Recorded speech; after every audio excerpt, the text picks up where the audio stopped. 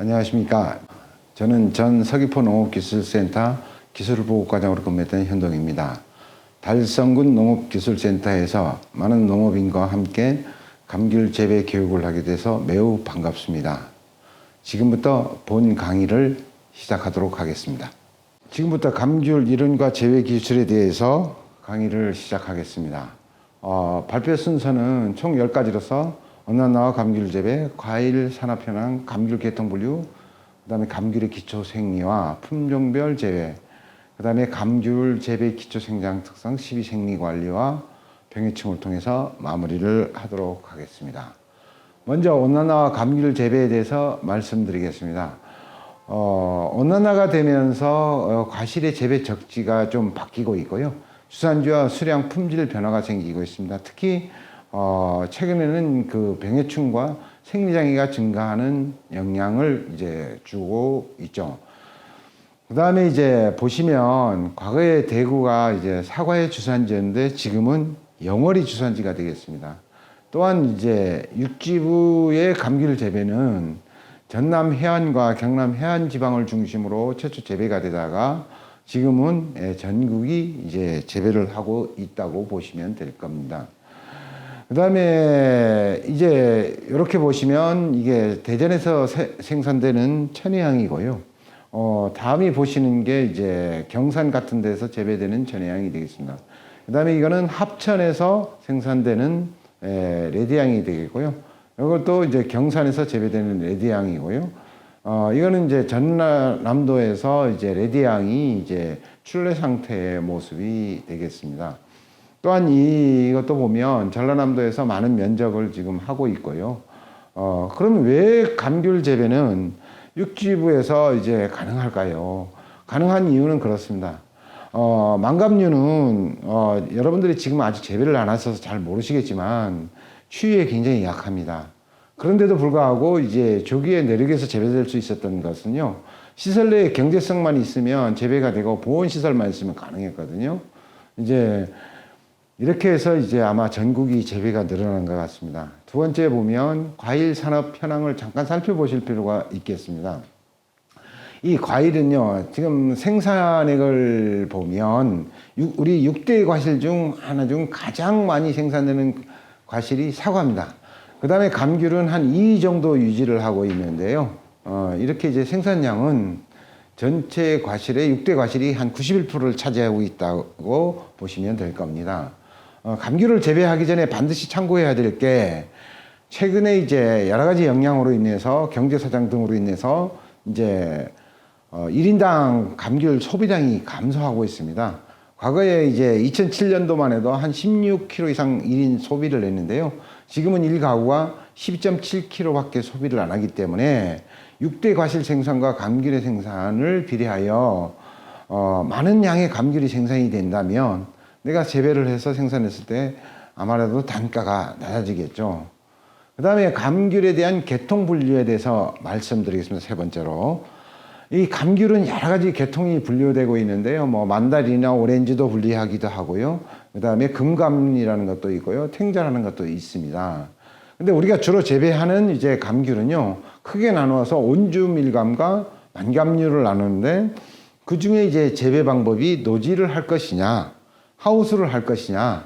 그 이제 온주밀감 계통에서는 이제 극조생 온주밀감과 조생 온주밀감으로 나눠지고요. 만감류 쪽에는 우리가 많이 알고 계시는 한라봉, 천혜향, 레드향, 황금향들이 다 만감류에 속한다. 이렇게 하시면 쉬울 겁니다. 그 다음에 이제 네 번째는 이제 감귤을 이제 새로 재배하는 농가들은 기초와 생리를 좀 알고 재배를 하셔야 되는데요. 이 감귤을 재배하는 목적은요, 이렇습니다. 감귤을 재배를 통해서 돈을 많이 버는 것이겠죠. 그 다음에 노력과 자본, 토지 등의 투입을 최소화해서 감귤을 재배할 것이냐.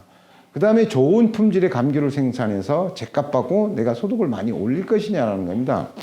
근데 이제 감귤은요, 특징이 하나 있습니다. 낙엽과수와 좀 틀려가지고 5도씨가 이하 되면 휴면이 되고 너무 추우면 나무가 고사하는 경우가 있습니다.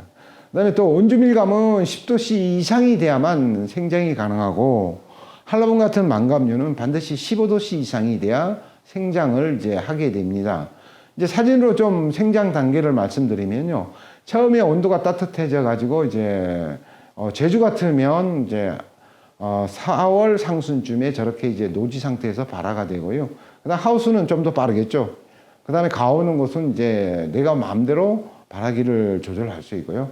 그다음에 이제 출래기라는 것은 꽃봉오리가 좁쌀망울처럼 나왔을 때를 출래기라고 부르는 용어가 되겠습니다. 그다음에 이제 과실이 꽃이 조금만 더 크면 백화기가 되겠고요. 그다음에 꽃이 완전히 저렇게 이제 벌어지면 만개기가 될 것 같습니다. 그다음에 이제 꽃잎이 떨어지기 시작하면 종화기라고 하고요. 꽃잎이 완전히 떨어진 것을 락병기라고 하고, 그다음에 이제 감귤에서는 그 자연적인, 즉 생리학과라고 하는데요. 1차 생리학과와 2차 생리학과가 온 다음에, 그다음에 생리학과가 전부 끝나고 나면 이제 비대기로 접어들면서 성숙기로 접어들어서 착색인 동시에 수확을 하는 작형으로 가게 됩니다. 다섯 번째로 감귤 품종별로 작형별로 재배 방법에 대해서 조금 말씀드리도록 하겠습니다. 먼저 노지 재배는 아마 대구에서는 하기가 힘들 겁니다. 우리 달성 지역에도 매우 추울 것이라고 판단이 돼서 실제 노지 감귤 하기는 힘들고요. 노지 감귤은 제주를 비롯해서 전남 아주 극해안과 경남 해안 정도만 이제 재배를 하는 걸로 저도 이제 알고 있습니다. 노지 감귤을 만약 하고 싶다면 연평균 기온이 15도 이상 반드시 돼야 되고요. 한동해, 즉 동해 피해가 적고 따뜻한 지역에서 하셔야 됩니다. 또한 이 배수가 잘 되고 침수가 되지 않아야 되고, 재배 품종은 온주류 계통을 이용하시면 되겠습니다. 왜냐하면 노지 감귤이 왜 대구 지역에서 상당히 어렵다고 판단되는 이유는 그렇습니다. 영하 2도씨에서 가지나 눈이 피해가 없는데요. 영하 7도씨 정도 되면 이제 선단부나 말라가지고 고사를 하게 됩니다. 또한 이제 영하 2도씨에서도 지속 시간이 매우 길어버리면 실제 얼지 않다가도 잎이나 가지나 열매가 피해를 주는 경우가 있기 때문에 노지 감귤은 이 정도로 말씀드리도록 하겠습니다. 그리고 이제 주로 노지나 하우스에서 이제 온주류를 재배하고 싶어 하는 분들이 재배하는 게 이제 보이는 이제 4개의 사진이 극조생인데요. 이 극조생 감귤은 좀 숙기가 빠르다고 생각하시면 될 겁니다. 그 다음에 조생 원주는 지금 대표적으로 제주에서 많이 하는 게 이제 궁천 조생이고요. 그 다음에 흥진도 이제 조금 많이 하는데, 그 중에 이제 하래 조생이라는 품종은 제주도에서 이제 감귤연구소에서 국내 육성 품종으로 개발되었다는 걸 참고로 아시면 되겠습니다. 그 다음에 망감류는 이제 주요 품종에 대해서 먼저 이제 재배를 말씀을 드릴 건데요. 이제 망감류는 아까 서두에 품종명을 말씀드렸지만, 그림 이제 왼쪽에 보이시는 게 한라봉입니다. 그 다음에 이제 중간부에 있는 게 레드향이고요. 밑에 이제 중단부 밑에 있는 게 천혜향이고, 그 다음에 우측에 있는 게 황금향이 되겠습니다. 이렇게 주요 5가지 품종들이 주로 재배되고 있다고 보시면 될 것 같습니다. 육지부에서 이제 하우스를 해가지고 신규 내가 과원을 조성하겠다고 할 때는 노지 재배는 제가 이제 추위가 오기 때문에 불가능하다고 말씀을 드렸고, 생육기 수량을 단축해서 농가 소득을 향상할 수 있는데요. 가급적이면 그 시설 재배를 이용해서 재배를 하시는 게 좋겠고요. 그 다음에 이제 시설 내에는 그 수관 확대가 빠르고 재배가 용이하기 때문에 대부분 육지부에서도 시설 내에 재배하고 있다고 보시면 되겠습니다. 그 다음 시설 재배를 할 때 내가 어느 쪽에서 어느 지역에서 어떻게 할 것이냐가 매우 중요한데요. 평균 기온이 높은 쪽이 좋겠죠. 그 다음에 일조가 충분한 곳이 좋겠습니다. 또한 경사지보다는 평탄지가 훨씬 유리하겠죠. 그 다음에 겨울철에 기온이 높고 강풍과 이제 냉해가 없는 지역이 훨씬 유리하다고 보겠습니다. 그 다음에 토양 조건은 보면 물 빠짐과 그 지력이 양호한 곳, 이런 것이 가장 좋고요. 그 다음에 이제 시설 내에서 감귤이나 과수류를 재배할 때나 채소를 재배할 때는 반드시 우리가 이제 인위적으로 줄 수 있는 시설이 필요하기 때문에 반드시 관수 시설이 확보한 곳에서 해야 된다, 이렇게 말씀드리고 싶고요. 그러면 왜 내륙지방이나 제주 지역에 망감류 재배가 증가하는 이유가 있을까요? 우선 재배 면적이 안정되고 재배가 쉽고 작목 전환이 빠릅니다. 노지 재배를 해보면 작목전환이 굉장히 어려운데요. 우리가 시설에서 채소를 재배하다가 내가 도마도를 재배하다가 두석 달 재배하다가 고추도 재배할 수 있고 이렇게 전환이 빠르다는 겁니다. 두 번째, 그 새로운 품종에 대한 욕구들이 강합니다. 세 번째는 노지 감귤보다는 소득이 높고 우리가 이제 환경에 구애를 받지 않고 실내에서 이제 작업을 할 수 있다는 점이 유리하겠죠. 그 다음에 망감류 등 그 다품종 다량이 이제 소비자들이 요구를 한다는 것이고요. 그 다음 시설 재배는 노동력이 적게 들겠죠. 이제 노지는 이제 노동력이 많이 들지만 시설 재배에서는 좀 이제 비가 오더라도 눈이 오더라도 내가 이제 일부 내가 할 수 있는 작업은 할 수 있으니까 훨씬 노동력이 적게 됩니다. 그리고 또 한 가지는 이 달성군도 왜 그러면 감귤 교육을 해달라고 하느냐. 육지부 타 지역에서 재배하고 있으니까. 그럼 우리 달성군도 할 수 있지 않느냐 하는 이제 그런 측면에서 아마 오늘 교육이 이러지 않나 이렇게 생각을 합니다. 그 다음에 감귤 재배에서 성공을 하려면요. 중요한 게 물론 여러 가지 품종도 잘 알아야 되고 이제 여러 가지 알아야 되겠지만 저는 이렇게 생각합니다. 재배 전에 품종 특성과 재배지 견학을 많이 해라. 알수록 성공하겠죠. 그 다음에 새로운 감귤을 재배한다고 해서 묘목을 이제 식재하다 보면 욕심을 버리라는 겁니다. 제가 이제 많은 내륙 지방의 감귤 재배 농가를 가보면, 묘목 한 주가 생산량을 계산해서 너무 많은 양을 심어버리면 오히려 밀식이 돼서 오히려 작물에 좋지 않은 영향을 가져오는 경우가 있는데요. 반드시 적정 제식거리를 심는 거를 권유하고 싶고요.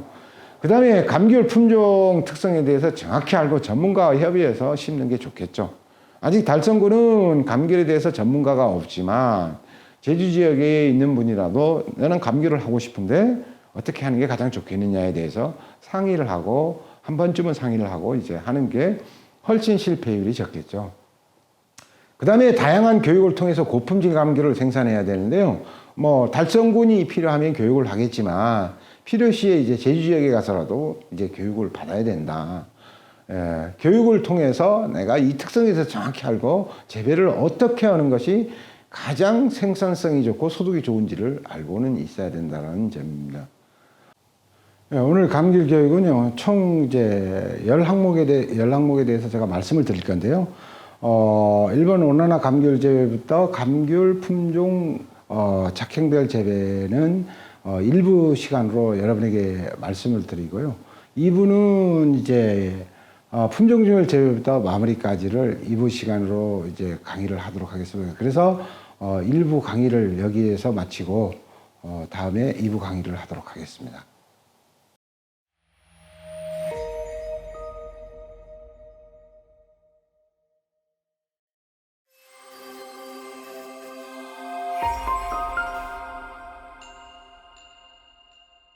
그 다음에 이제부터는 만감류 품종별로 재배에 대해서 어떻게 재배하는지 말씀을 드리도록 하겠습니다. 만감류는요, 품종별 특성을 정확하게 알아야 되는 게 나무 크는 속도는 황금양, 한라봉, 레디양, 천혜양 순서고요. 예를 들어서 안정적으로, 그러니까 해거리 없이 한 해는 달리고 한 해는 안 달리고 하는 그런 해거리 현상 없이 가려면 천혜양, 황금양, 한라봉 순으로 이제 해거리가 덜 난다고 보시면 되고요. 품질은 레드양이 가장 높습니다.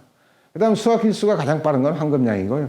병해충 방제는 한라봉, 레드양, 천혜양, 황금양입니다.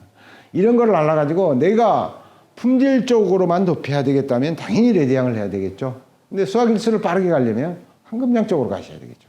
그러니까 이런 품종에 대해서 그럼 또 이제 세부적으로 들어가겠죠. 그래서 이거에 따르는 세부적인 말씀을 이제 드리도록 하겠습니다.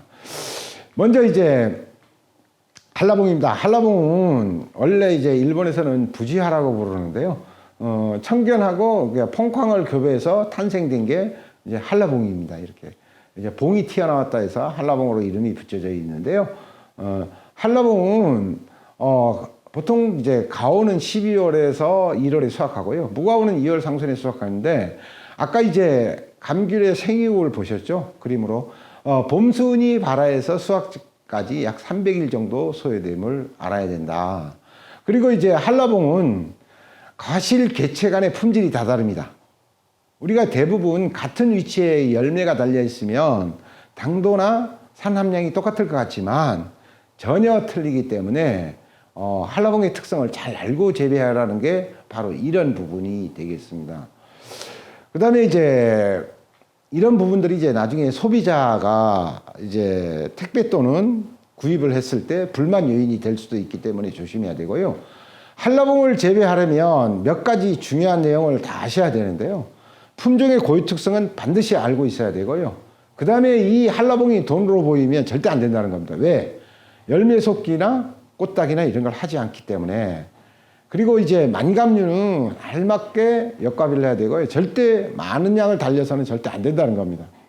그리고 일찍 출하하면 맛이 없기 때문에 반드시 완숙가를 출하하기 때문에 재배를 만약에 내가 한라봉을 하겠다고 했을 경우에는 내가 이제 목표를 갖고 재배하라고 저는 항상 이야기합니다. 설 이전에 출하할 건지 설 이후에 출하할 건지 또한 대형 도매 시장으로 내가 납품을 할 건지 택배를 주로 할 것인지를 이런 목표를 잘 세워서 어떤 형태의 과실을 생산하는 게 좋은가를 이제 판단하고 재배를 하시는 게 좋겠죠. 그 다음에 이제 목표를 갖고 재배하라는 취지가 그렇습니다. 내가 설 이전에 저희들이 제주 지역도 보면요. 설 이전에 출하하는 감귤은 대부분 선물용입니다. 그다음 설 이후에 출하하는 건 자가 소비가 많고요. 그러면 이제 선물용은 당연히 큰 거 위주로의 과실을 요구하겠죠. 그리고 당도가 높아야 되고 신맛이 적어야 되고. 근데 설 이후에 출하하는 것들은 자가 소비이기 때문에 맛만 있으면 되거든요. 그래서 이제 이런 출하 시기에 따라서 내가 가온 재배를 할 것인지 전혀 연료비를 투자 안 해서 그냥 무가온 또는 약간의 보조가온 정도에서 재배를 할 것인지를 잘 판단해야 된다라고 말씀을 드리고 싶습니다. 그 다음에 생육 시기별로 이제 한라봉의 온도 관리는요, 재배를 할 때 이렇게 하면 됩니다. 발화에서 개화까지는 보온 또는 가온을 하시면 되고요. 생리나왔기에는 주간 온도를 28도 정도 이하의 온도를 관리하면 되고요. 과실 비대까지는 보온을 통해서 한라봉이 약간의 고온을 좋아하기 때문에 보온을 잘 하시면 되고요. 여름철에는 덥기 때문에 최대한 고온 쪽으로 가시면 안 되고요. 보통 이제 32도를 넘지 않도록 이제 관리를 하시면 되겠고, 이 고온은 이제 10월까지 그렇게 관리하시다가 12월에서 2월까지는 보온을 통해서 나무가 죽지 않도록 최저 온도로 이제 관리를 하시면 되겠습니다. 그 다음에 물 관리는 보통 어떻게 하느냐면 생육 시기로 보면 발화에서 개화, 낙과기 같은 경우에는 주로 많게 적게 이렇게 주다가 과실이 클 때는 모든 과실이 그렇지만 많이 주는 게 좋습니다. 그 다음에 후반전으로 갔을 때 10월 이후에 후반기로 갔을 때는 당도가 증가하는 시기이기 때문에 절대 이때는 물을 많이 주지 말고 적게 부분적으로 절수를 하면서 관리를 해야 된다. 그 다음에 천혜향에 대해서 말씀드리겠습니다. 천혜향은 저희들이 이제 대부분 만감류가 국내에서 개발된 품종이 아니라 일본에서 도입된 품종입니다. 그래서 일본 이제 구치노츠 구지진 시험장이라고 그러는데요. 그 시험장에서 개발이 됐고요. 2001년도부터 제주 지역에 재배가 되는데, 천혜향이라는 이름은 사단법인 감귤협회에서 공모를 해서 이제 제주의 모든 천혜향은 다 천혜향으로 통일하는 걸로 이렇게 이제 해서 재배하고 있는데요. 천혜향 품종을 특성할 때 몇 가지 특성을 잘 알아야 될 것이 있습니다. 나무의 수세는 중간 정도 되는데요. 이렇게 그림에 보시듯이 가시가 발생됩니다. 가시가 발생되고요. 해거리가 매우 좀 적은 편이고요. 소비지에서는 보통 한 280에서 330g 내의 과실을 선호합니다. 그리고 당도는 한 13브릭스 내외가 되고요. 지금 그림에 보시듯이 암술, 그러니까 배꼽부 부분에 암술대가 이제 수확기까지 남아있는 특징이 있고요. 그 다음에 이제 바이러스나 흑점병에 좀 약한 이제 특성을 갖고 있다. 이렇게 보시면 될 겁니다. 지금 보시면 다른 만감류와 다른 점이 있습니다. 이 세독과는 천혜향 같은 경우에는 지금 보시면 좌측에 그림을 보시면 이제 가시가 나와 있습니다. 그래서 대부분이 좀 농작업을 불편해 하시고요. 이런 것들이 이제 가시 때문에 그렇고요. 이 가시는 열매가 달리기 시작하면 거의 이제 작아지거나 없어지거나 하기 때문에, 아니면 이제 너무 큰 경우에는 이제 제거를 해 주시면 되겠습니다. 이게 이제 주로 이제 천혜향에 주로 많이 발생되는 바이러스인데요. 바이러스는 이제 잎에도 많이 발생되고 열매에도 발생되는 경우가 많습니다. 그래서 바이러스에서는 매우 약하다는 것을 참고로 아시면 될 거고요. 그 다음에 레드향에 대해서 말씀드리겠습니다. 레드향의 이제 본 나무의 이름은 간평이 되겠습니다. 그 91년도에 서지향하고 이제 펑카를 교배해서 만든 품종이 되겠는데요. 육성 기간은 일본에서 한 16년 정도 걸렸고요. 제주 지역에는 2007년도부터 재배를 하기 시작했습니다. 천혜향 품종 특성에 대해서 잠깐 말씀드리면요. 꽃이 굉장히 많이 피는 습성을 갖고 있습니다. 기존의 한라봉보다는 1.5배 정도의 꽃이 많고요. 6월에서 9월까지 좌에서 우로 자라는, 즉 횡경으로만 자라는 특성이 있고요. 과실 무게는 한 250g에서 300g 정도 생산하면 가장 좋고요. 과육이 사각사각해서 굉장히 단맛이 이제 높은 품종이 되겠습니다. 당도는 보통 13브릭스 이상이 되고요. 산함량은 1% 정도 내에서 되는데, 이렇게 당도가 높은 반면에 재배에 상당히 까다로운 부분이 있습니다.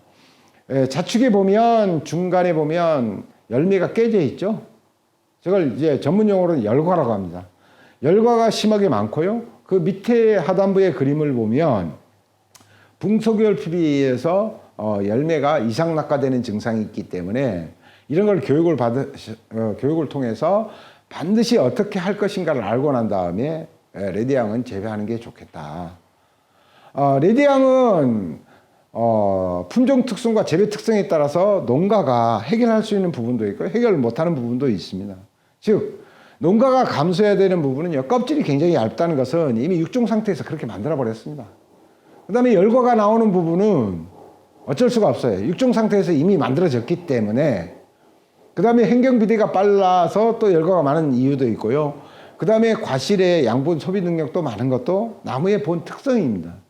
근데 농가가 이걸 재배함으로써 극복이 가능한 부분은 개화 비대기에 너무 고온 관리를 하지 말고 토양 수분의 변화를 주지 않는다든가, 그 다음에 착과량을 잘 조절한다든가, 이런 거는 농가가 일정 부분 이제 농작업을 통해서 해결이 가능하기 때문에 그런 걸 참고로 이런 생리장애가 좀 많다 이렇게 알고 가시면 좋겠습니다. 열과는 그림에 보시듯이 다양하게 뭐 좌우 옆 상하로 다 이렇게 열과가 되는 경우가 있거든요. 그래서 이렇게 이제 열과가 온다는 걸 참고로 아시고요. 그 다음에는 황금향하고 이제 황금향에 대해서 좀 말씀드릴 건데요. 황금향은 이제 남향이라는 품종과 천초라는 품종을 교배해서 황금향이라는 품종이 이제 탄생이 됐습니다. 황금향은 이제 1990년도에 이제 일본에서 이제 시험을 해서 개발이 됐고요. 1997년도에 이제 품종이 등록이 됐습니다. 2005년도에는 이제 품종을 완전히 등록을 해서 농가가 재배하기 시작했고요. 우리 지역도 이제 2007년도부터 재배를 하기 시작했는데, 품종 특성을 잠깐 말씀드리면요. 수세는 강한 편에 속합니다. 개장형이고요. 궤양병이나 아까 바이러스 같은 데는 좀 강한 특성을 갖고 있고요. 이 품종은 연내에 수확이 가능합니다. 무과금을 하셔도 크리스마스 이전에 가능하다. 이렇게 생각하시면 되고요. 풍미는 굉장히 좋고요. 무가온 품질은 보통 한 12 내지 13. 가온을 했을 때는 조금 당도가 떨어지는 핸디캡이 있습니다. 그 다음에 과실 크기는 한 250g에서 300g 정도 되는데요. 특징이 뭐냐면 껍질 벗기가 어렵습니다. 이게 이제 품종이 천초라는 품종이 원래 그래서 그렇습니다. 그리고 이제 강호가 적거나 저장성은 안 되기 때문에 수확과 동시에 판매가 반드시 이루어져야 된다. 이렇게 이제 재배하시면 되겠습니다. 이제 황금향의 장점과 단점을 잠깐 말씀드리면요. 이 가까운 지역인 충남 태안 지역에도 이제 황금향을 재배하는데요. 장점은 수세가 강하고 수관 확대가 굉장히 빠릅니다. 그러니까 나무가 굉장히 빨리 큰다는 이야기죠. 그 다음에 단점으로 보면 병해충에 조금 약하고요. 껍질 벗기가 힘드니까 좀 그런 부분이 소비자들이 좋아하는 부분이 있고요. 그 다음에 이제 연내 수확을 해버려서 이제 우리가 추위 피해를 받을 가능성이 적다는 거죠. 이제 그 다음에 너무 조기 수확하면 당도가 떨어지기 때문에 이런 부분들을 장점과 단점을 잘 알고 황금향 재배할 때는 내가 어느 쪽으로 재배를 할 것인지를 결정하면 좋겠죠. 이제부터 7번째는 감귤 재배의 기초 생장 특성에 대해서 말씀드리겠습니다. 우리 애가 대구에서 과거에 사과를 재배하던 감을 재배하던 배를 재배하던 간에 그 기초 관계를 잘 모르시면 아무리 재배를 잘한다고 해도 내가 실패할 확률이 굉장히 높기 때문에 아주 기초적인 부분을 말씀드리기 때문에 농가에서는 이제 그걸 참고로 하셔가지고 이제 재배에 도움이 되셨으면 좋겠습니다. 감귤나무의 생장 특성을 말씀드릴게요. 주로 이제 감귤나무는 주로 잎의 양분을 저장합니다. 대구에서 과거에 사과 같은 낙엽과수는요, 주로 뿌리에 저장을 하는데요, 겨울이 되면. 근데 감귤은 이제 겨울이 되면 주로 잎이나 가지나 줄기나 뿌리에 골고루 다 분배해서 저장을 하기 때문에 아까 제가 이제 노지를 말씀드린 게 이제 잎이나 가지에 피해를 받으면 양분이 보관 창고가 사라져 버리기 때문에 감귤은 절대 추위 피해를 받으면 안 된다라고 말씀을 드렸습니다. 낙엽과수와는 그런 점이 이제 좀 다르겠죠. 그리고 영년생 작물이기 때문에 과수는 영년생 작물이거든요. 한 해만 해서 뭐 내가 몇 달만 재배해서 채소처럼 끝나는 게 아니라 1년, 2년, 10년, 15년, 20년을 재배하는 거기 때문에 영년생 작물을 재배하다 보면 해가 거듭할수록 작물의 구성하는 비가 틀리게 됩니다. 이런 걸 감안해서 내가 시비관리라든가 생리관리를 잘 하셔야 된다는 거죠. 먼저 이제 생리 중에 가장 중요한 잎에 대해서 말씀드리겠습니다. 잎. 밀감잎은 이렇게 생겼습니다. 대부분. 잇몸과 입자로 이렇게 구분이 되고요. 잎맥 이렇게 나눠져 있고요. 주로 감귤나무 잎의 형태는 잎의 뒷면에 지금 기공이 1mm에 약 500개에서 550개의 기공이 있어서 그쪽으로 이제 작물이 이제 호흡을 하는데요. 보통 이제 수명은 18개월 정도 잎이 삽니다. 최장 18개월 정도 사는데요. 보통 이제 18개월을 살고 다음 해에 4월과 7월 사이에 자연적으로 낙엽이 되는 경우가 있고요. 아주 음지에 있는 낙엽은 뭐 3, 4년까지도 나무에 그냥 있는 경우도 있고요. 왜 이 잎이 굉장히 중요한가는 이제 보통 이제 우리가 감귤에서 30도씨 이하가 되면 잎이 열려서 호흡작용을 하고요. 30도씨 이상이 되면 그 기공을 닫아버리는 경향이 있습니다. 그래서 호흡작용을 거의 안 하기 때문에 특히 감귤에 재배할 때 구엽과 신엽이 왜 중요하냐면 그러니까 전년도에 묵은 잎은요. 기존의 양분을 저장한다고 그랬죠. 어디에 저장한다습니까? 감귤은 잎과 뿌리와 가지와 줄기 다 모든 데 저장을 한다고 했습니다. 그러면 금년도 내가 감귤을 할 때 봄에 저장할 수 있는 양분 공급처가 사라져 버린다는 거예요. 구엽이 없으면. 그러니까 묵은 잎은 그래서 중요하고요. 묵은 잎은 계절별로 따지면 여름까지 양분을 계속 공급하다가 7월 이후 정도 되면 묵은 잎은 이제 떨어지고 새로운 이파리가 수확기까지 양분을 공급하게 되기 때문에 감귤에 대해서 잎이 없다는 것은 거의 결국엔 감귤을 재배 안 하는 게 낫다라고 저는 말씀을 드립니다. 그래서 굉장히 중요하기 때문에 잎수가 많을수록 품질도 좋고 생산량도 늘어난다고 보시면 될 겁니다. 이렇게 보시면 왜 잎이 중요하냐면 이제 이렇게 여러분들이 품종을 선택해서 재배를 합니다. 재배를 하는데요. 만감류는 아까 말씀드린 한라봉이나 천혜향이나 레드향이나 황금향 같은 건 대부분 역과비가 190대 1당. 즉 내가 과실 하나를 생산하기 위해서 잎이 190개 이상이 있어야 된다는 거고요. 노지나 이렇게 가온 재배는 보통 잎이 10개에서 15개만 있으면 되는데요. 왜 그러냐면 이 온주밀감은 과실이 적기 때문에 잎수가 그렇게 많지는 않고요. 하나를 생산하는데 근데 이제 수량을 높이려면 어떻게 되겠죠? 저것도 엽수가 많아야 되겠죠. 온주 감귤도 마찬가지 만감류도 내가 생산을 양을 높이겠다 그러면 내가 100개를 달린다면 몇 개가 이렇게 있어야 되겠습니다. 200개가 필요하다면 약 20만 개의 이파리가 있어야 되기 때문에 잎이 손상되거나 잎을 통해서 피해를 받는 것은 절대 안 된다.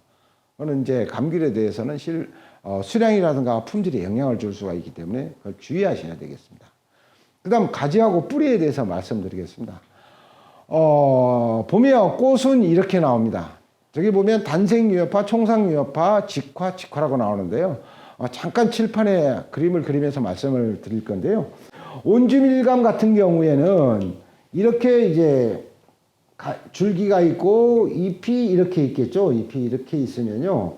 잎이 있으면 여기에서 바로 이 잎과 사이의 눈에서 바로 올라오는 것을 여기서 꽃이 올라오면 이걸 직화라고 합니다. 직화.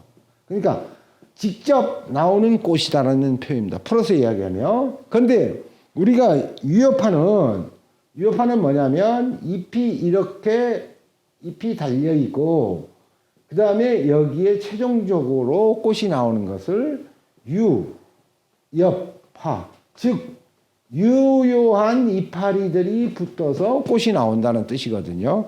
근데 왜 이게 틀리냐면 내가 한라봉을 재배할 때는 반드시 이런 꽃이 나오셔야 되고요. 그 다음에 내가 온주밀감, 그러니까 궁천온주 같은 것을 재배하겠다고 했을 때는 여기서 나오는 꽃보단 이 눈에서 나오는 꽃들이 많을 때 수량이 높아진다는 거죠. 근데 여기는 그러면 이제 마지막 유효파로 나오는 건 왜 이렇게 나와야 되냐면 얘가 이제 이 잎에서 양분의 공급을 받아서 비대도 잘 되고 품질이 양호하기 때문에 반드시 저런 꽃을 받아야 된다라고 이제 말씀드리겠습니다. 그래서 내가 재배하고 있는데 망감류를 재배하는데 이런 식으로 꽃이 나오면 실패고요. 그 다음에 예를 들어서 내가 온주강주를 재배하고 있는데 꽃이 이렇게 나와버리면 실패라는 거죠. 그러니까 수량이 매우 적을 거라는 거죠. 꽃은 이렇게 나온다고 알고 계시면 될 겁니다. 그 다음에 이제 감귤의 뿌리는 대부분 천근성입니다. 즉 토양에서 15cm 내외에서 거의 이제 양분을 흡수하는 뿌리가 위치되어 있다라고 보시면 될 겁니다. 그래서 이제 저렇게 이제 길게 내려간 60cm, 80cm 내려간 뿌리가 많은 것은요, 직근이라 그래가서 나무를 지탱해 준 데는 도움이 되지만 양수분은 흡수하지 않은 뿌리다. 이렇게 알고 계시면 될 겁니다. 그 다음에 화합분화에 대해서 말씀드리겠습니다. 화합분화라는 건 뭐냐면, 즉, 이제, 다른 말로 말씀드리면, 우리 이제 많은 여성분들이 결혼을 하고 임신할 때, 임신하는 거냐, 임신을 할 수 있느냐, 없느냐를 말씀드린 게, 즉, 농업에서는 화합분화라고 말씀드리거든요.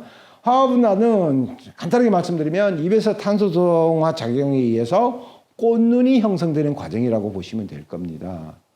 화합분화는 주로 여러 가지 미치는 영향 중에 가장 중요한 게 온도입니다. 온도. 그러니까 감귤에는 생리적, 생태적 두 번의 화합분화가 오는데요. 생리적 화합분화기에는 고온으로, 즉 25도 이상 온도가 흐르면 감귤이 꽃이 잘 안 나옵니다. 반대로 생태적 화합분화기는 시기가 1월에서 3월이거든요. 이때는 저온을 받으면 문제가 되겠죠. 꽃이 이제 나오려고 하다가 이제 죽어버린다는 이야기죠. 추위 피해에서. 그렇기 때문에 이 화합분화는 어떤 감귤을 하시든 간에 어떤 이제 과수를 하시든 간에 화합분화에 대해서는 정확하게 알고 있어야 된다. 그런데 감귤이 아니래도 내가 이제 사과라든가 배라든가 감이라든가 매실이라든가 이런 것도 정확하게 알고 있어야 되기 때문에 감귤은 언제 오는지 어떤 작목은 어떻게 오는지 그걸 정확히 알고 있어라 이렇게 말씀드리고 싶습니다. 그 화합분화에 미치는 영향을 이제 간단하게 말씀드리면 1번은 기온입니다. 아까 말씀드렸듯이 한계 온도가 25도 이하이거나 15도 이하로 안 떨어질 때, 그 다음에 토양의 온도가 이제 한 20도에서 가장 화합분화가 잘 되고요. 일조 조건, 즉 햇빛이 잘 비치고 일장이 충분하면 꽃이 많이 오고, 토양이 물을 많이 준 토양보다도 물이 적은 토양에서 화가 잘 된다. 건조 처리를 잘하는 토양이. 이 크게 네 가지만 알고 있으면 거의 다 알고 있다고 보시면 될 겁니다. 그 다음에 과실이 이제 커야 되는 영향이 있습니다. 과실이 비대를 하는 요인 중에 하나가 모든 과수리가 그렇습니다. 사과든 감귤이든 똑같은데 이파리가 많아야 된다. 첫째. 두 번째, 온도가 적정해야 된다. 세 번째, 일정하게 토양 수분이 유지해야 된다. 그 다음에 네 번째, 시비를 잘 하셔야겠죠. 적정하게. 한쪽만 주지 말고 질소만 줄 게 아니고 질소, 인산, 가리, 마그네슘, 고토가 주는데요. 특히 감귤에서 많이 필요로 하는 그 비료 중에 하나가 칼슘하고 마그네슘이 가장 높다. 이렇게 보시면 되고요. 그 다음에 햇빛이 잘 비춰야겠죠. 매일 비만 오면 크지 않겠죠. 그 다음에 과경지가 이제 굵은 경우는 내가 그 순 관리를 어떻게 했냐에 따라서 그게 달라질 수가 있거든요. 예, 만감류에서 이제 우리가 육즙에도 하시는 분들을 보면 욕심을 부리는 경우가 있습니다. 왜 욕심을 부리느냐? 이제 돈을 많이 투자했거든요. 하우스 짓고 내가 묘목을 사고 비용이 많이 들어갔습니다. 그래서 이거 빨리 복구를 해야 되는데 그 복구에 너무 생각하다 보면 이렇게 문제가 되는 거죠. 1번이 해결하는 원인이 과다착과입니다. 과다착과를 하면 수세가 약화되고 저장 양분이 부족해지면요. 다음에 꽃이 안 피겠죠. 그럼 해결이 하는 거예요. 그 다음에 이제 꽃이 적겠죠. 그 다음엔 또 어떻게 됐습니다. 그 다음 해에는 농가가 앞전에 해결했으니까 굉장히 욕심으로 또다시 과다착과를 하면 이러한 일들이 반복적으로 돌아간다는 거죠. 그래서 망감류를 재배하실 때는 분명히 우리 달성에서도 재배하시는 농업인께서 머릿속에 하나를 두셔야 될 것은 열매를 따지 않으려면은 감귤을 하지 마세요라고 저는 말씀을 하고 싶습니다. 그래서 이제 이런 것들이 해결의 원인이 된다 이렇게 보시면 되고요. 왜 감귤에서는 열매 솟기가 물론 사과에도 열매 솟기 합니다. 배도 하고요. 열매 솟기가 정말 필요하느냐면 열매 솟기를 잘하면 세근량이 잘 확보돼서 수세 조절이 잘 되겠죠. 그리고 이제 일정한 크기의 과실을 생산하니까 품질이 좋아지겠죠. 그다음 세 번째는 해거리가 거의 안 하니까 좋겠죠. 그러니까 소득이 안정된다는 거죠. 네 번째는 다음에 적과를 통해서 열매 솟기를 통해서 다음에 달릴 결과지를 확보한다는 거예요. 그러니까 반드시 감귤을 이제 재배할 때 열매 솟기를 안 하겠다는 것은 즉 내가 감귤을 안 하는 게 낫다. 저는 이렇게 이제 항상 제주 지역에서도 교육할 때도 이렇게 표현합니다. 자, 8번째로 감귤의 시비는 어떻게 할 것이며 생리장애는 어떻게 경감할 것인가에 대해서 말씀드리겠습니다. 모든 과수류가 그렇고 채소류가 그렇듯이 반드시 생리장애는 나타나게 되어 있거든요. 그걸 잘 알고 예방을 하시는 게 이제 좋을 것 같습니다. 특히 만감류의 시비는 한꺼번에 많은 양을 주기보다 1년 동안에 한 5회 정도 나누어서 이렇게 비료 주는 게 훨씬 합리적입니다. 한꺼번에 많이 주는 양보다는 이제 적은 양을 여러 번에 나눠서 주는 게 효과적이다. 이렇게 알고 계시면 되겠고요. 그 다음에 이제 생리장애로는 가장 1번이 이제 생육 초기에 상단부에 이제 세 그림은 생육 초기에 나타나는 이제 열과 현상이고요. 밑에 이제 열과는 이제 수확기에 다다라서 나타나는 열과 현상이기 때문에 이거는 이런 열과 현상들은 주로 온도, 물 이런 거에 많이 좌우한다. 이렇게 보시면 되겠고요. 그 다음에 좌측 상단에 있는 그림은 강한 햇빛에서 일소 피해가 나타난 거고요. 두 번째 우측으로는 이제 부피가라고 해서 과실과 과육이 떠버리는 현상이고요. 맨 우측에 있는 것은 주름가라고 해서 이제 과실의 거북이 등처럼 이제 주름이 생겼는데 저럴 경우에는 이제 대부분이 산함량이 많이 안 빠져서 소비자들이 싫어하는 경향이 있습니다. 그 다음에 이제 밑으로 보면 겨울철에 이제 온도 편차에서 이슬에 의해서 병이 생겨버린 거고요. 그 다음에 맨 우측에 과실을 잘라놓은 모습은 이제 붕소결핍의 이제 밀양요소 결핍 증상이 되겠습니다. 그 다음에 9번째로요. 감귤에도 병해충 방제를 하셔야 됩니다. 병해충 방제를 안 하고 고품질의 감귤을 생산하기는 어렵거든요. 그래서 고품질을 생산하기 위해서 그럼 어떤 것이 주로 많이 발생됐냐를 간단하게 말씀드리면요. 주로 이제 우리가 많이 발생되는 병 종류는 제피곰팡이병이라고 있습니다. 그 다음에 흑점병, 검은전문이병이라고도 이제 부르고요. 황반궤양이라고는 병이 나오고요. 그 다음에 충해류는 대부분 뭐 과수류의 공통점일 겁니다만은 총체벌레와 응애령. 그 다음에 귤귤, 나방류. 이 나방류를 잘 방지하시면 되겠고요. 그 다음에 이제 과수류에서 많이 이제 우리가 채소나 과수류에서 어려워하는 부분이 바이러스 부분이 되겠습니다. 바이러스는 뭐 채소가 됐든 과수가 됐든 감귤이 됐든 간에 치료약이 없기 때문에 가장 이제 바이러스가 없는 묘를 육묘에서 재배하는 게 가장 좋겠죠. 그럼 이제 주요 병해충을 하는데 지금 보시면 좌측에 그려져 있는 그림이 검은 전문이병이라고 해서 비가 오거나 습도가 높을 때에 발생하는 병이 되겠고요. 그 우측에 보이시는 게 궤양병입니다. 궤양병은 다른 병과 틀려서 지금 이제 코로나가 문제가 되는데요. 코로나처럼 세균성 병이기 때문에 방제가 좀 어려운 점이 있습니다. 그래서 대부분 이제 동제 계통의 약제로 이제 방제하는 경향이 있고요. 그 다음에 이제 동그라미 돼서 사진은요, 더댕이병입니다. 더댕이병은 만감류에서는 그리 안 걸리는데 전혀 이제 이 병이 잘 안 되는데요. 내가 온주밀감을 하겠다고 하면 방제를 해야 됩니다. 그리고 밑에 이제 보시는 게 이제 한라봉의 잿빛 곰팡이병 걸린 모습이고요. 가운데 하단부 가운데의 모습은 이제 황반병의 모습이고요.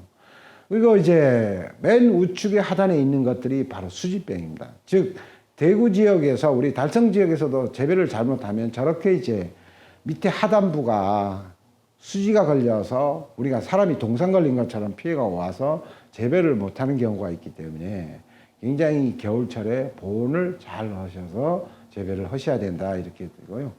그 다음에 이제 감귤에도 이제 응애류가 발생되는데 주로 저 낙엽과수에는 이제 감귤에서 발생하는 과수보다는 이제 전박이응이라든가 이런 것이 많이 발생되는데 감귤에는 이제 보시면 귤응애, 차응애, 참원지응애, 녹궁애 이렇게 주로 4가지의 큰 응애류가 발생이 됩니다. 이러한 응애류는 이제 1년에 보통 이제 일반 귤응애 같은 게 14번이 발생이 되기 때문에 언제 방제 시기가 중요합니다라기보다는 수시로 농가가 예찰을 해서 한두 마리가 보이면 바로 적용약제를 이용해서 방제하는 게 가장 낫고요. 최근에 이제 제주에서 이제 가장 문제가 되는 해충 중에 하나가 총채벌레입니다. 지금 좌측에 보이시는 게 볼록 총채벌레고요. 우측에 보이시는 게 꽃노랑 총채벌레인데 그 피해의 과실의 피해 모습은 그 하단에 전부 이제 사진으로 보여드리는데요. 이런 것들이 많고요. 또 한 가지는 그 맨 우측에 보이는 게 진딧물입니다. 진딧물. 그 다음에 두 번째로 이제 그 이파리에 뭔가 무늬가 그려져 있죠. 그게 이제 귤귤라방 피해인데요. 저렇게 귤귤라방을 이제 피해를 줘버리면 엽수가 부족해지기 때문에 이제 여러분들이 감귤 재배하는데 고품질의 감귤 생산하기가 좀 힘들어지는 거죠. 그 다음에 이제 맨 이제 우측에 있는 게 이제 깍지벌레류입니다. 근데 이 중에 가장 문제가 되는 게, 크게 나누면요. 두 총채벌레, 볼록과 꽃노랑 총채벌레와 귤귤라방은 수시로 방제를 잘 내야 되겠죠. 귤귤라방은 1년 중에 감귤이 생육하는데 내가 필요한 엽을 잘 확보해 주는 것이지만 볼록 총채와 꽃노랑 총채는 과실에 피해를 줘서 부패를 하거나 과실의 상품성을 떨어뜨려 버리기 때문에 방제를 잘 하셔야 된다. 그 다음에 이게 바이러스입니다. 왼쪽에 보이시는 그림의 바이러스는요, 혹시나 재배 과정이라든가 나중에 후에 신규로 재배를 하시거나 하시다가 이런 모습이 발생되면 반드시 저거는 저런 나무는 밑에서 잘라서 폐기를 하셔야 될 겁니다.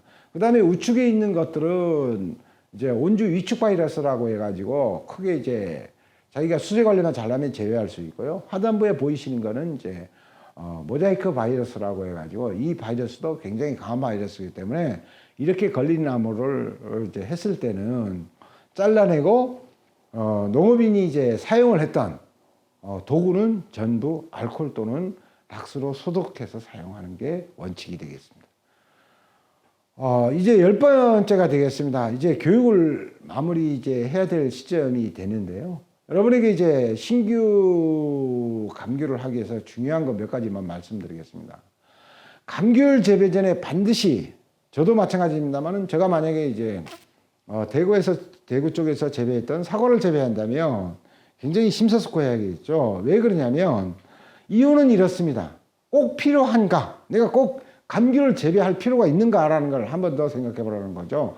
왜냐하면 감귤 재배를 전환했을 때는 만감류는 3 내지 5년 정도 돼야 열매가 달리고 소득이 들어오거든요. 근데 온주류는 8년에서 10년 정도 소요됩니다. 과연 그 기간 동안에 기다리면서 내가 이 재배를 꼭 해야 될 것이냐 하는 부분은 한 번 더 생각을 해보시고요. 두 번째로 입지 조건, 환경, 나이입니다. 지역에 따라 틀리겠죠. 뭐 40대인 분은 나이가 뭐 있으니까 좀 실패를 해도 다시 이제 재배를 하시면 되겠지만 70대 된 분이 지금 재배를 해서 성공하기는 좀 힘들겠죠. 왜 그러냐면 이러한 이유는 감귤만 재배해서 성공한다는 이유는 없거든요. 그리고 수입 과실도 많이 들어오고 감귤도 국내 과실과 계속 경합을 하기 때문에 어느 과실이 도움이 된다라고 이야기할 수는 없습니다. 그 다음에 이제 두 번째는 전면적 할 건지 면적을 어느 정도로 재배할 것인가 매우 중요합니다. 그러니까 내가 보면 면적을 어느 정도 하느냐에 따라서 전면적 이제 내가 경제적인 부분을 어느 정도 투입할 거냐, 100% 자부담을 할 거냐, 융자 또는 보조를 받아서 할 거냐, 이것도 매우 중요하겠죠. 돈이 없는 분이 내가 하우스를 한 3,000평을 지어서 하겠다? 말이 안 되는 이야기죠. 그 다음에 묘목 확보를 어떻게 할 거냐. 그것도 미리 이제 농가하시고자 하는 분들이 검토를 하셔야 됩니다. 왜? 구입을 어떻게 할 거냐. 어느 지역에서 할 거냐. 내가 스스로 생산을 해낼 것이냐. 또한 몇 년생으로 키우는 몇 년생을 구입해다가 작물을 재배하는 게 좋겠느냐. 이런 게 전부 가만히 돼야 되거든요. 그 다음에 정식하면 어떻게 관리할까? 재배 기술 정보는 어디 가서 들을 거냐. 그럼 달성군 농업기술센터에 감귤 담당자가 있으면 문제가 없겠죠. 근데 없으니까 그런 정보들을 내가 어디서 습득할 것인가를 다 알고 난 다음에 이런 것을 종합을 해서 내가 감귤을 재배할 건지 뭐 타과수를 재배할 건지 채소를 할 건지 이런 것을 잘 판단해서 하시라고 이제 말씀을 드리고 싶고요. 그 다음에 이 그림은 굉장히 중요한 겁니다. 모든 농사는요, 냉철하게 판단해서 결정을 해야 되는데요. 지금 그림에 보이시듯이 수익이 안 나는 기간이 있는데 대부분 감귤은 5년에서 27년 동안 경제 수령이 높아요. 근데 고접을 하면 이렇게 되는데 고접은 여기 할 수가 없지만 내가 새로운 감귤을 재배해서 4년에서 10년 동안 수익이 없는데 과연 내가 경제적인 생활을 영위할 수 있겠냐는 것은 정말 깊이 고민하고 하셔야 될 거고, 그 다음에 과실 생산 전에 묘목, 인건비, 시설비, 관리 비용은 어떻게 투자를 할 것인지도 정말 계획을 세우고 하셔야 됩니다. 그 다음에 본인이 기술이 필요하겠죠. 기술이 전혀 필요한데 어느 날 벼농사만 하시던 분이 갑자기 과수농사를 하라면 못하듯이 어느 정도 기술력이 있어야 되고요. 또 그 다음에 내가 이걸 했을 때 같이 나중에 이제 할 수 있는 후계 인력도 있는가는 좀 한번 검토를 하실 필요가 있습니다. 그거에 따라서 면적이 내가 500평만 할 거냐, 1000평만 할 거냐, 3000평을 할 거냐, 5000평을 할 거냐 달라져야 되겠죠. 그 다음에 유행에 따르지 않은 품종이 좋습니다. 그러니까 지금 달성군에서 재배를 하면 유행에 너무 따라가실 필요는 없다는 거죠. 일정 부분 소득만 문제되지 않으면 문제가 안 되기 때문에 그걸 재배하는 게 나겠죠. 그리고 감귤이나 과수류는요, 보통 품종갱신이 평생에 한두 번밖에 안 합니다. 그렇게 뭐 채소처럼 빨리 바꾸고 이렇게 하지 않거든요.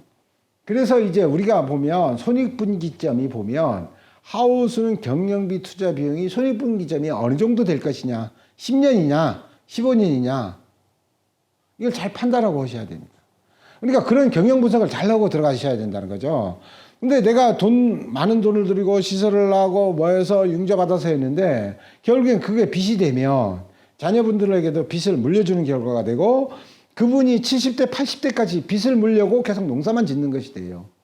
그러니까 반드시 내가 손익분기점이 어느 정도 되는지를 잘 아셔야 되고요.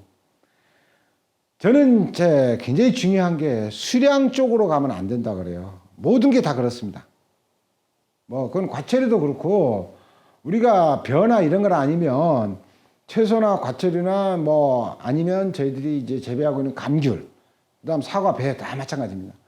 반드시 고품질로 가셔야 된다. 그리고 안전한 작물을 생산해야 된다. 농약 잔류가 없고 누가 먹어도 이제 절대 안전한 이렇게 해야 된다. 그리고 이제 우리 농업인이 아마 달성군도 그럴 겁니다. 감귤 하면 떼부자 되는 줄 알아요. 절대 그렇지 않습니다.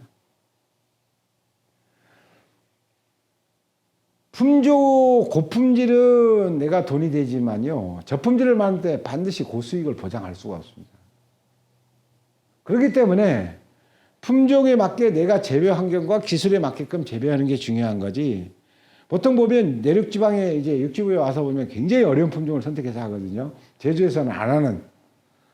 근데 과연 그분이 손익분기점을 언제 맞춰서 갈까요? 그러니까 빚을 물기 위해서 농사를 짓는다는 거예요. 그러니까 이런 거를 잘 해야 되고요. 그리고 품종을 선택했으면 그거에 대해서 재배 기술과 믿음이 있게 꾸준하게 관리를 잘 하셔야 된다는 것을 분명히 농업인에게 말씀드리고 싶습니다. 감귤 품종을 이제 선택할 때 몇 가지 고려할 사항을 말씀드리면요. 고당도 품종을 선택해라. 근데 우리가 사람이 살아가는 데는 반드시 장점과 단점이 있습니다. 고당도를 선택하면 단점은 생리장애가 많습니다. 어려운 점이. 열과가 많다든지 이런 생리장애가 많고요. 왜냐하면 지금의 시대는 고당도의 시대입니다. 맛에 의해서 가격이 구축되는 시대이기 때문에 소비자가 욕구를 충족을 시켜줘야죠. 우리 달성군도 마찬가지입니다. 어떤 농사를 짓든 간에 달성군에서 농업인이 농사를 지어서 그걸 돈 주고 사 먹나요? 그건 아니죠. 달성군에 계신 분이 생산을 하면 소비지에 계신 분들이 비싼 돈을 지불하고 사 먹는 겁니다. 그럼 결국에 무슨 소리예요? 소비자에 맞는 농산물을 생산해야 된다는 거죠.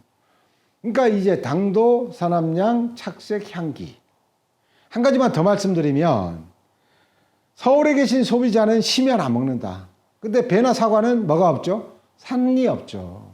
근데 감귤은 구연산이라는 산함량이 있습니다. 그 당과 산의 비율이 잘 안 맞으면 서울 소비자는 먹고 왜 이렇게 신 감귤을 줬지? 해서 다시는 안 산다. 그걸 주의하셔야 될 겁니다. 그 다음에 기상 여건, 지역별, 지대별 생산을 높일 수 있는 품종을 해라. 그건 뭐냐면 이렇습니다. 지금 달성군은 춥잖아요. 그리고 지역도 여름엔 굉장히 덥잖아요. 이런 지역에 무리하게 생리장애가 많은 품종을 하면 오히려 실패할 가능성이 있다라는 겁니다. 그래서 이런 것들을 잘 감안해서 그래서 아까 서두에 말씀드렸던 게 전문가하고 잘 인원을 해서 품종 특성을 정확히 알아라. 교육을 받아라. 이렇게 하는 취지가 그런 데 있습니다. 그 다음에 재배기술 생산이 안정된 품종을 해라. 예를 들어서 이런 예가 있습니다. 제가 이제 며칠 전에 육지부에 와서 교육을 했는데요. 가서 보니까 한 농가는 레드향을 하고 있었고 한 농가는 레몬을 하고 있었습니다. 어느 농가가 돈 벌까요? 결국에 레드향이 봅니다. 왜? 레몬은 그 농가한테 이야기했어요. 이걸 왜 선택하셨냐 하니까 뭐 잘 모르니까 이제 뭐 소비가 될 것 같아서 했다.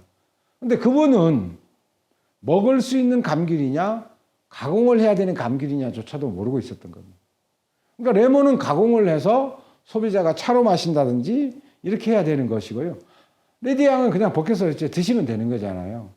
내가 어떤 걸 하냐? 그러면 지금 그 농가가 문제되는 게 뭐냐면 향후에 이제 그 농업기술센터나 그 행정기관에 내가 레몬을 생산했으니까 니네들이 가공시설을 지어줘야 될 거 아니냐 이런 문제가 나온다는 거예요. 그래서 이런 것들을 잘 생각하고 하시고요. 왜 재배기술이 안정된 품종을 하라 그러면 내가 달성에 있다가 가까운 대구시라든가 아니면 가까운 경남 쪽이라든가 가보시기가 쉬운데 거기서 나하고 다른 품종을 재배한다면 견학갈 필요가 있나요? 그러니까 조금은 대중화되어 있는 품종을 해야 소득이 안 떨어지고 안정화된다는 거죠. 그러니까 내가 경험으로 가서 이거 하고요. 특히나 이제 가장 우리 농업기술센터가 필요한 이유 중에 하나가 농가에게 물어보면 객관적으로 이야기를 해주지 않아요. 자기 주관에 의해서만 이야기해 버리는데 농업기술센터나 그 농업기술을 전문적으로 했던 그 출신자에게 문의하면 가장 객관적으로 이야기하죠. 이런 품종은 이러이러해서 이렇게 문제가 있고 이런 품종이 이렇게 해서 문제가 있고 선생님은 이 정도의 기술을 갖고 있기 때문에 이 정도만 하시는 게 좋겠다라고 객관적으로 이야기하는데 농가분이 이야기할 때는 나도 하는데 넌 못하느냐 이런 식으로 이야기해 해버리면 오히려 실패할 수 있기 때문에 조심해라. 그 다음에 가장 권유드리고 싶은 게 경영 규모입니다. 아까도 말씀드렸지만 1000평을 할 거냐 5000평을 할 거냐 10,000평을 할 거냐에 따라서 투자 비용이 달라지고 내 기술이 많이 필요하고 노동력이 많이 필요한데 최근에 가장 문제가 농촌이 고령화가 되고 있잖아요. 노동력이 없는데 내가 10,000평의 하우스를 내서 이게 안 되는 거예요. 그리고 또 한 가지 내가 과거에 이 대구에서 많이 했던 사과나 이런 낙엽과수류는 본인이 하시면 되겠지만 새로운 재배를 해야 되는 감귤이기 때문에 그런 것을 감안해서 해라. 감귤은 떼돈 벌어주지 않습니다. 감귤도 절대. 그렇기 때문에 내가 많은 돈을 투자해서 무리하게 투자해서 그걸 뽑아낸다고 하면 절대 안 된다. 또 한 가지 말씀드린 건 행정기관이나 농업기술센터에서 보조사업으로 주는 것도 너무 욕심을 부리시면 안 됩니다. 그것도 빚이거든요. 그렇기 때문에 내 조건이 가장 알맞는 게 어느 것을 경영 설계를 해서 뭐 행정기관에서 보조사업을 받아서 하든지 아니면 자기가 본인이 투자를 해서 한다든지 이렇게 하셔야지 내가 지금 당장 밥 먹고 살 돈도 없는데 감귤을 재배하신다고 말씀을 해버리시면 곤란하지 않느냐라는 겁니다. 그 다음에 더 중요한 게 이제 내가 감귤을 꼭 재배해야 되겠다고 한다면 묘목을 이제 있어야겠죠. 묘목이 있어야 거기 감귤이 달리고 생산을 하고 이제 소득이 되는 건데 감귤 묘목을 구입할 때는 모든 묘목이 마찬가지입니다. 반드시 묘목 생산 판매 허가된 곳에서 구입을 해라. 나중에 분쟁의 소지가 생겼을 때는 서로가 잘못된 거죠. 그건 반드시 종자법에 의해서 해결을 해줄 수 있지만 예를 들어서 무허가 없잖아. 이제 소위 속된 말로 야매로 샀을 때는 해결해 줄 방안이 없다. 이렇게 이제 아시면 되고요. 그 다음에 이제 묘목을 구입할 때는 계통이 정확하고 다른 품종이 혼입이 안 되도록 잘 이제 물어서 사고요. 이제 이제 감귤은 어떻게 생산하느냐면 묘목을 어떻게 생산하냐면 탱자라는 곳에 감귤이라는 접수를 이제 접목을 해서 생산을 하기 때문에 그 대목과 접수가 잘 일치가 되어 있는지도 잘 보시고요. 가급적이면 그 하단부의 직경이 0.7cm 이상 우량이 된 것, 좀 굵은 것이 되겠죠. 그런 거를 이제 사는 게 좋고 병해충 피해가 없는 것이면 더 좋고요. 저는 이제 구입하라 그럴 때 그렇게 합니다. 제주도에서 구입을 할 때 농가가 문의를 하면요. 온주 감귤류는 연생이 높을수록 유리합니다. 그러니까 1년생 사는 것보다 10년생 사는 게 훨씬 유리하고요. 그러니까 그건 무슨 말이냐. 10년생은 사다가 내가 내 하우스에 이제 심어 놓으면 다음 해부터 수확이 가능하기 때문에 그게 좋은 거고, 만감류는 절대 수령이 높은 걸로 사면 안 됩니다. 그러니까 만감류는 저는 1년생을 하라 그럽니다. 왜? 한 3년이면 착후가 되니까 이미 3년생은 내가 남들이 수영이 같아지고 열매를 달려놨기 때문에 뿌리량도 적고 안에 탄수화물도 적은 상태에서 사게 돼서 결국에 사놓고 본인이 더 어려움을 겪고 죽여버리는 경우가 있어요. 그렇기 때문에 만감류는 1년생 정도 적은 비용으로 구입하시고, 온주류는 1년생보다는 3년생이 있으면 3년생을 사라고 저는 이제 권유를 합니다. 이렇게 이제 해서 묘목을 잘 구입하시면 되고요. 지금 이제 달성군도 마찬가지고 우리나라가 전부 그렇습니다. 지금 과일 과채 산업이 정말 이 그림에 보시는 농업인이 굉장히 고민이 많습니다. 지금 코로나 등 여러 가지 이제 경기 침체가 장기화되고 있죠. 그 다음에 과일의 소비 패턴이 젊은 분들이 굉장히 빨리 바뀌어요. 그러다 보니까 어떤 때는 감기를 좋아하다가 어떤 때는 사과를 좋아하다가 소비자에 맞는 그 하기가 따라가기 힘들죠. 왜 그러냐면 농업이라는 것은 속도가 빠르지 않기 때문에. 그 다음에 수입과 실이 1년에 100만 톤 들어옵니다. 이거 어떻게 할 거냐. 막 여기 농업기술센터에도, 우리 달성군 농업기술센터에도 고민이 많겠지만 농가지도 하는데, 사실 이런 분들이 제도의 고민이고 많은 과수재배, 채수재배하는 분들이 고민이죠. 그러나 채수는 수입이 덜하지만 과수류는 언제든지 수입이 가능합니다. 미국에도 온주 감귤이 있거든요. 그래서 수입이 가능하기 때문에 이제 농가하는데. 그래서 이제 마지막으로 이제 달성군에서 이야기한 건 두 그림입니다. 이제 이 달성군의 농업인 중에 이렇게 생각하시는 분이 있죠. 기왕에 이제 감귤 교육을 받았으니까 내가 열심히 농사 지어야 하는 분도 있고요.